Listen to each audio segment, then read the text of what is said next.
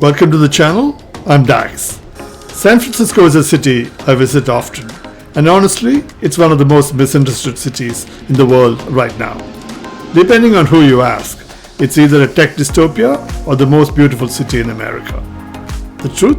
It's kind of both. To really enjoy San Francisco, you have to know how to navigate the good and the bad. So today, I'm sharing the 7 things I absolutely love about San Francisco and the 2 things that drive me crazy.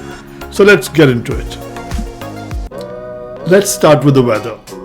San Francisco weather is actually agreeable almost year-round, which makes it an incredibly active city. You'll see runners out here every single day. And that means life happens outside. Patios are open 12 months a year, and honestly, the uniform is pretty simple. Shorts and a light jacket. Whether you're catching a game or just grabbing a coffee, the city feels like one giant living room.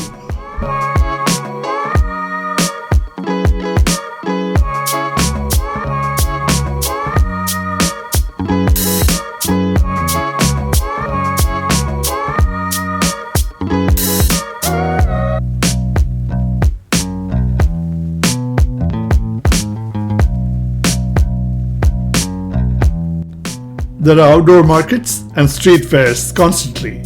I mean, where else are you gonna stumble upon a dog show in the middle of a neighborhood street?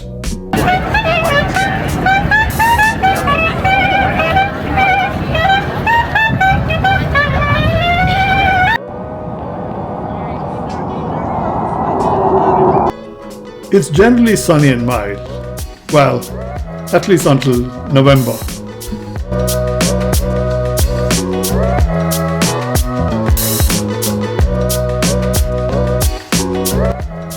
Point number 2 is the landscape itself. I think people forget that San Francisco is a peninsula and the western edge is completely wild. You have rugged ruins and massive beaches.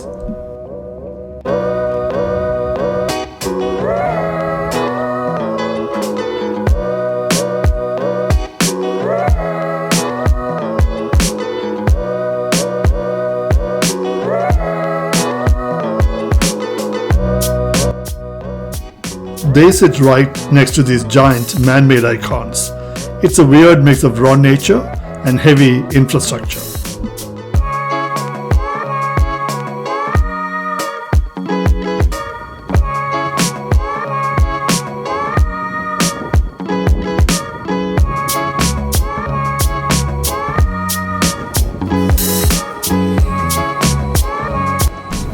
Then you have the density. The Victorian villages, the famous Crooked Street, it feels like a toy town.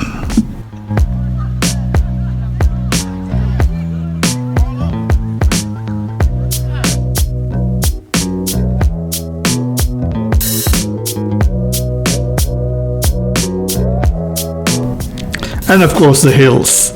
The verticality of the city is no joke. It's a workout just walking to lunch.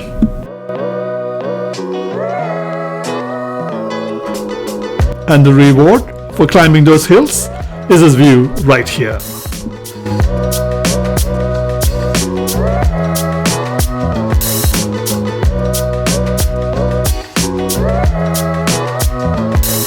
Point number 3, the parks.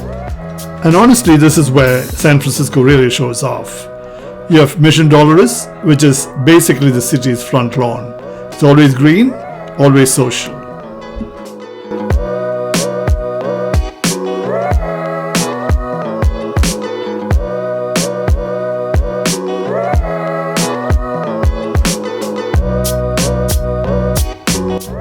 And then you have Golden Gate Park, which is actually bigger than Central Park in New York.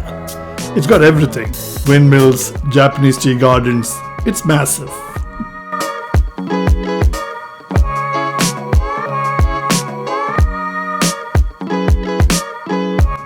And if you want a view with your picnic, you head to the Presidio. This used to be a military base, but now it's one of the best spots to just stare at the bridge.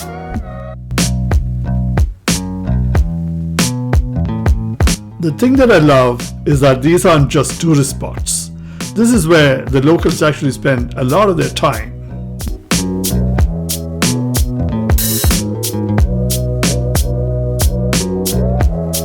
Even in the newer neighborhoods like Mission Bay, they've built these incredible modern spaces right on the water.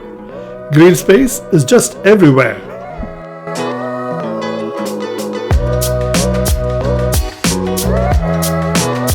Point number 4 is the counterculture. San Francisco has always been a refuge for free spirits. It's a place you go to be exactly who you want to be, whether that's in the Castro or in the Mission, where the walls literally talk. The street art here isn't just decoration. It's political, it's loud, and it changes constantly.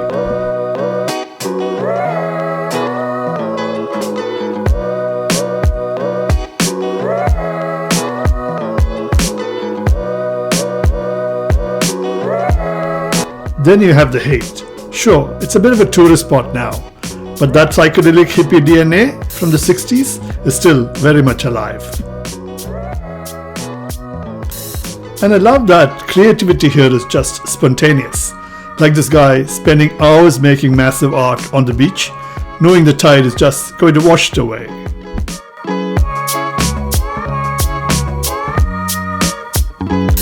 Point number 5, the trails.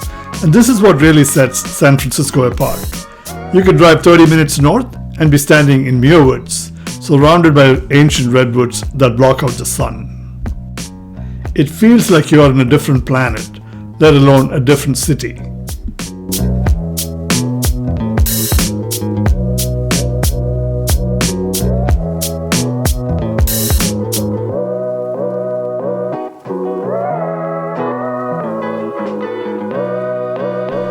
Or you can cross a bridge to Marin Headlands and the Rodeo Beach.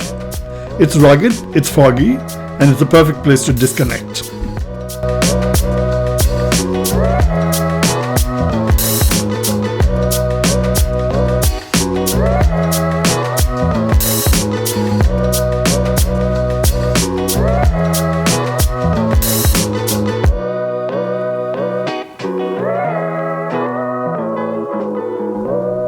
But you don't even have to leave the city limits.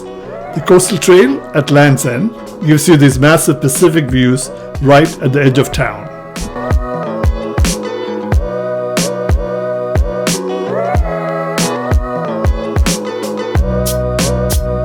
And then there is the Devil's Slide.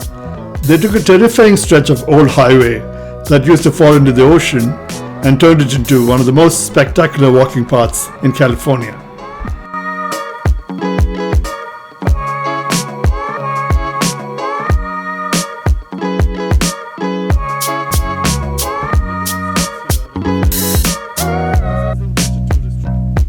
It all starts here at the Ferry Building, a showcase for local ingredients.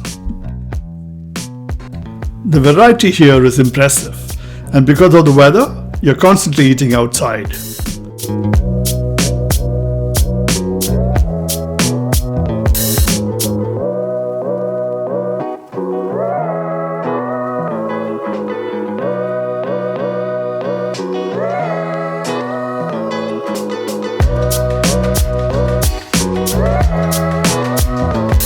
The real magic is the diversity. You can go from world-class dumplings to a whole fried fish to whatever this incredible Burmese salad is, all in the same neighborhood.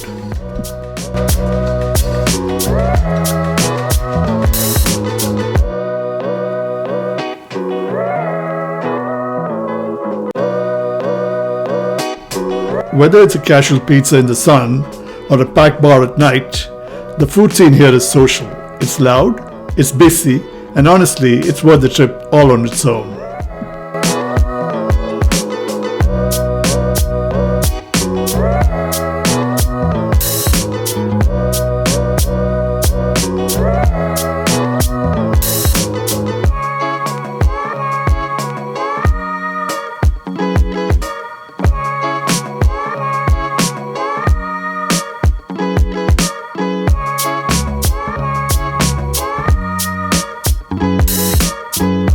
And yeah, you're going to want to bring some of it home with you.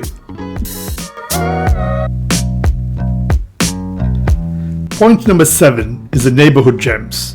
San Francisco aggressively protects its small businesses. You have bookstores like Christopher's and shops like Bernal Cutlery that have been around for years. There is a massive maker culture here, whether it's a food truck park or a factory making world-class chocolates right in the middle of Mission. And I love the fact that the new sits right next to the old. Places like Red's Java House have been serving burgers on the waterfront since 1950s, and they haven't changed a thing.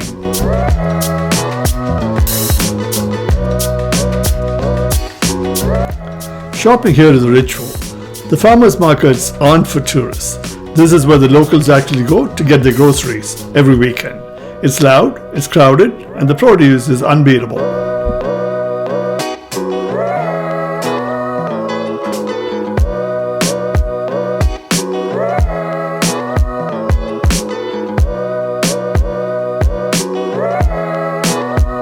Every neighborhood feels like its own small town, with its own brewery, its own pizza spot, and its own vibe. And you can't talk about shopping local without mentioning Chinatown.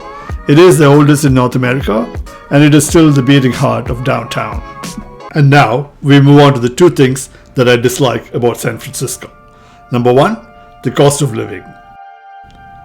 San Francisco basically has a small box problem, a tiny geographic footprint with a large population. A quick look at Zillow brings instant sticker shock.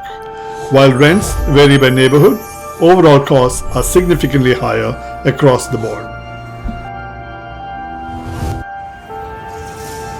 Food is no exception. From Chinatown to specialty stores, you can find amazing exotic ingredients, but you pay for them. Honestly, when Whole Foods prices start looking attractive, that's when you know you're in San Francisco.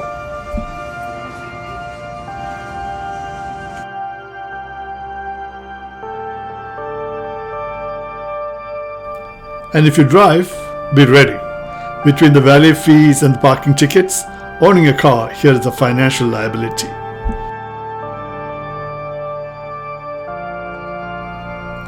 A huge driver of this is the tech culture.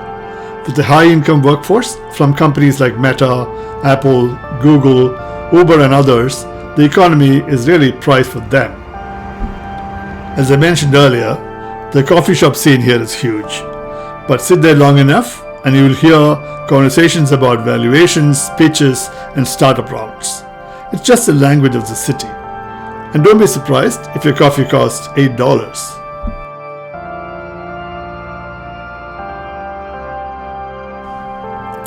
Dislike number 2 is the crisis on the streets, or homelessness.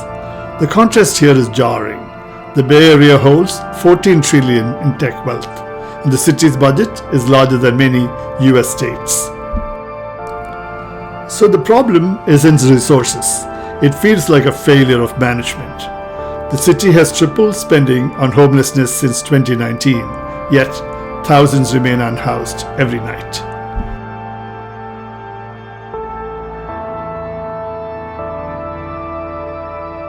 Economic fragility is the norm. Even next to California's massive agricultural belt, families here face the rent-eats-first trade-off, skipping meals just to keep a roof over their heads.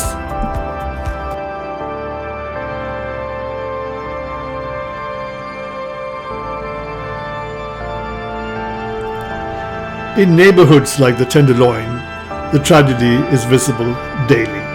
And while street sleeping has reportedly hit a 10-year low, vehicular homelessness has spiked by 37%. It's a crisis that hasn't vanished. It's just evolved. San Francisco will frustrate you, drain your wallet, and break your heart. But 5 minutes later, with one look at that view, it'll completely win you back. That brings us to the end of the video. Thanks for watching. And if you haven't already, please consider subscribing and providing us your feedback through your likes and comments. I'll see you in the next video. Thanks again.